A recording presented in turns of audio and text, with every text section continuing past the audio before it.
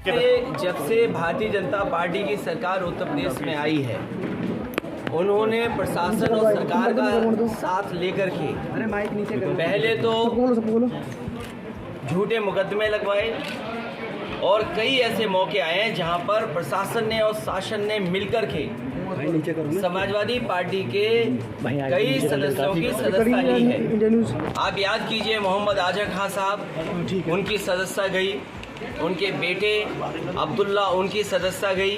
एक अधिकारी बुलाया गया, बाहर से लाया गया, दूसरे प्रदेश के कैडर के अधिकारी को बुला करके ये निर्देश दिए शासन ने और सरकार ने कि आपको इसकी सदस्यता लेनी है। अभी 2 दिन पहले अगर आपको याद हो, विधायक इरफान ने खुद कहा कि ये मेरी सदस्यता लेना चाहते हैं, जिसकी वजह से अन्याय कर रहे हैं।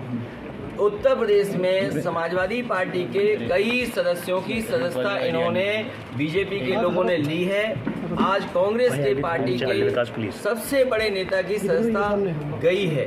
और अगर हम इसी तरह देखेंगे, अगर ऐसे मुकदमे देखेंगे तो बीजेपी वालों की तो कईयों की सदस्यता नहीं बचेगी। जो भाषा या जिस तरह के उनके स्टेटमेंट्स हैं, अगर उन पर सच्ची कार्रवाई हो जाए तो बहुत सारे भारतीय जनता पार्टी के सदस्यों की भी सदस्यता चली जाएगी। ये जानबूझ करके जो असली मुद्दे हैं, महंगाई, बेरोजगारी और इनके ही मित्र उद्योगपति जिन्होंने पैसा भारत का डुबाया है, उन पर ये बहस नहीं करना चाह रहे। उनसे ध्यान हटाने के लिए ये कांग्रेस पार्टी के नेता के साथ हुआ है, समाजवादियों के साथ पहले हो चुका है। 2024 के चुनाव को लेकर प्रधानमंत्री जी वाराणसी दौरे पे हैं और रोके वगैरह तमाम करोड़ों योजनाओं का शिलान्यास कर रहे हैं। अच्छा, जनता सब जानती है, चुनाव आ गया है तो शिलान्यास होगा। सवाल ये था, अब तो उद्घाटन होना चाहिए था। जिस सरकार को इतने साल काम करने का मौका मिला हो, 10 साल की सरकार हो गई दिल्ली की, यूपी की 7वां बजट अब आया है, तो 7 बजट वो और 10 बजट वो, 17 बजट का हिसाब किताब, वो भी 24 से पहले इस तरह के आयोजन करना केवल वोट के लिए। और जनता ये जानती है कि महंगाई इन्होंने बढ़ाई, बेरोजगारी इन्होंने बढ़ाई, किसान की आय दोगुनी नहीं हुई, लॉ एंड ऑर्डर में इनका फेलियर है, विदेश पैसा लेके भाग गए, बैंक्स ख़त्म हो गई हैं। इनका जवाब है क्या सरकार के पास? बिजली महंगी इनकी सरकार में, सिलेंडर इनकी सरकार में महंगी, क्या जवाब है इनके पास इसका? सर, केशव प्रसाद मौर्य जी ने कहा कि अखिलेश यादव मेरी हत्या करवा सकते हैं, उस बारे में क्या कहेंगे? हम समाजवादी लोग किसी की हत्या नहीं कराते हैं। भारतीय जनता पार्टी ने संविधान की हत्या करने की शुरुआत कर दी है।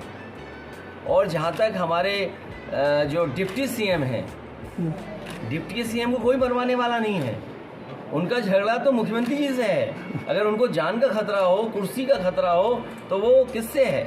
मुख्यमंत्री जी से, हम लोगों से नहीं है। हम दोनों कुछ दे सकते हैं, समर्थन दे सकते हैं, सहयोग दे सकते हैं। अरे हम लोग उनसे बहुत प्रेम करते हैं, बहुत प्यार करते हैं, वो जानते नहीं। आपने कल खुद कहा था कि हम अखिलेश जी को सम्मानजनक शब्द से कहते हैं, वो हमें जहरीले शब्दों का इस्तेमाल करते हैं। कभी जहरीला शब्द इस्तेमाल किया हो तो बताइए, क्या जहरीला लगता है उन्हें?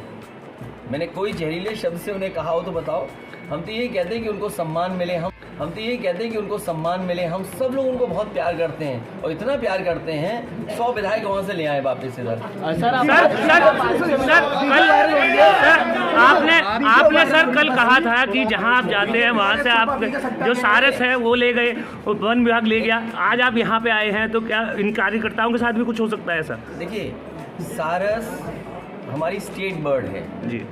हमें सबके को मिलकर के आरिफ को बधाई देनी चाहिए थी और सरकार को उसको धन्यवाद देना चाहिए था कि जिसने एक घायल सारस की सेवा की, उसका इलाज किया और उसको जिंदा बचा लिया। अब ये अलग बात है कि वो मित्रता हो गई। अगर मित्रता हो जाएगी तो उसको साथ रहना है उसके। आखिरकार सरकार ने क्यों छीना? ऐसे तो बहुत सारे लोग दाना खिलाते हैं, कभी बिस्किट खिलाते हैं, क्या सरकार उनको छीन लेगी? और आपने टीवी में देखी होंगी तस्वीर, वीडियो कि मोर को भी खिलाया गया था। क्या ये वन विभाग के लोग मोर को पकड़ने गए थे क्या?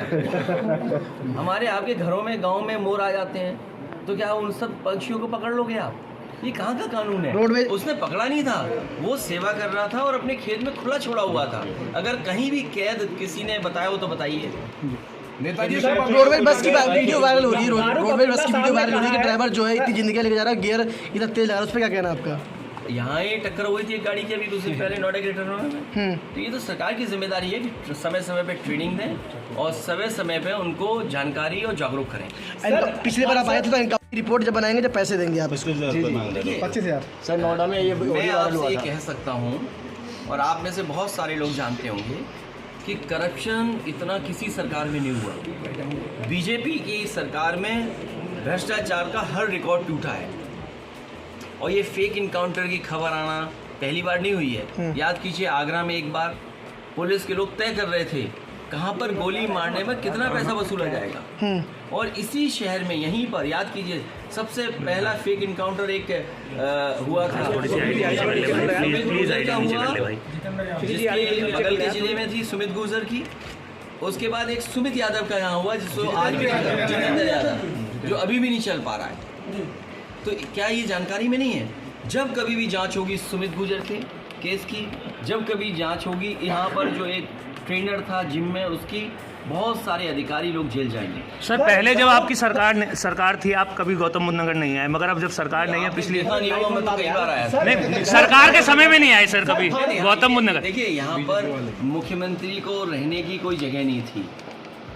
जब तक जगह बनाई तब तक सरकार चली गई। सर मगर गौतम बुद्ध यूनिवर्सिटी थी उस समय। नहीं, गौतम बुद्ध नहीं, मुख्यमंत्री के रहने के लिए उसके लिए न कोई निवास था, न कार्यालय था, न कोई अच्छा गेस्ट हाउस था जी। तो मुझे याद है उसी समय एक गेस्ट हाउस को बनाया गया था।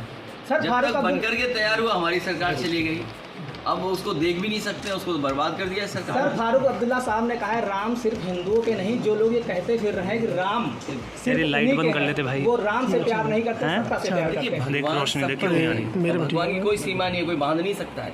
हम किसी भगवान को मानना चाहे कैसे आप रोक लोगे? हाँ, बस। हमारे तो इतने देवी देवता है, तो हम तो जिसको चाहेंगे उसको मानेंगे। कोई पाबंदी नहीं रखता कि आप इसी भगवान को मानेंगे। निकाय चुनाव ओबीसी आरक्षण को लेकर सुप्रीम कोर्ट में सुनवाई है। आरक्षण मुझे उम्मीद है कि सुप्रीम कोर्ट से न्याय मिलेगा।